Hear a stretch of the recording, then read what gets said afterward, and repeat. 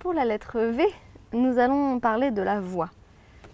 Comme l'écrit Jacques Lévin, donc un des philosophes pour enfants qui a élaboré une théorie du cercle de parole, donc Jacques Lévin, à la suite de Françoise Dolto, estimait qu'il était crucial de faire éprouver aux enfants le fait qu'ils sont des interlocuteurs valables, c'est-à-dire que leur parole est absolument légitime. L'atelier philosophique donne donc une voix aux enfants, mais selon une modalité très particulière. En effet, il s'agit non seulement pour les enfants de s'exprimer individuellement, au titre individuel, mais aussi de s'exprimer au titre d'être humain, de s'exprimer à hauteur d'humanité, en quelque sorte. C'est-à-dire que les enfants parlent en leur nom, mais parlent aussi selon une posture universaliste qui tend vers l'universel. Ils s'expriment donc en quelque sorte au nom d'une humanité qui les dépasse et qui les englobe. Alors d'après vous, comment inciter les enfants à saisir cette opportunité d'exprimer une voix universaliste? Donner la parole, disons, à des enfants, c'est pas leur donner la parole seulement, je dirais, d'un point de vue psychologique. Parce que prendre la parole, ça pourrait accroître simplement, disons, l'estime de soi ou prendre la parole en public, ce serait une préparation, par exemple, disons, à la démocratie, etc. Là, ce qui est intéressant, c'est de dire je, mais de dire je en tant qu'être pensant. Et c'est de dire je à un nous, hein, puisque je parle donc devant un groupe. Donc il y a une articulation, disons, du je à un nous, sachant que dans ce jeu, dans ce nous, il y a essentiellement, disons, des tu, et dont le maître précisément, qui est là et qui a une grande oreille et qui écoute un petit peu donc, ce qui est en train de se dire. Donc le fait d'être un interlocuteur valable, c'est d'être considéré comme un être pensant qui, en tant que tel, a le droit à s'exprimer et à être écouté, donc à être quelque part, disons, considéré. Et si pour Jacques Lévin ça avait une fonction, disons, psychologique, c'était pas seulement une fonction psychologique, précisément parce que ce jeu, c'était le jeu pensant, c'est-à-dire celui qui aspire quelque part à une visée universelle.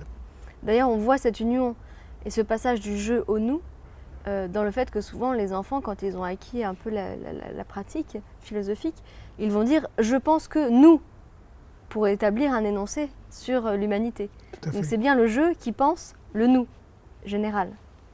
Du coup, de façon générale, est-ce que la posture universaliste, c'est un critère qui définit la discussion philosophique et qui la définit par exemple justement en distinction par rapport à une discussion psychologique ou à un échange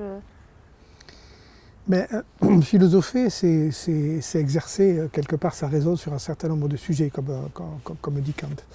Donc il y a véritablement une visée d'universalisation de ce que je dis, dans la mesure où il y a une prétention à la vérité. Mais cette prétention à la vérité n'est qu'une prétention. C'est pour ça qu'il faut à ce moment-là faire vérifier, disons, par chaque membre du groupe s'il est d'accord donc, avec ce que je dis.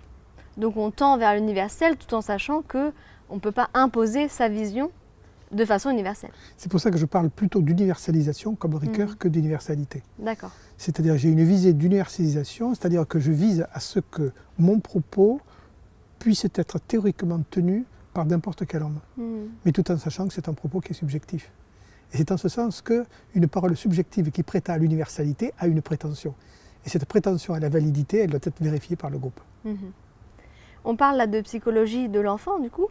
J'ai l'impression que cette question de la prétention à l'universalité, à une vérité qui peut résonner à l'échelle de l'humanité, peut-être que cette question-là, elle nous renvoie à une idée, à un préjugé sur les enfants.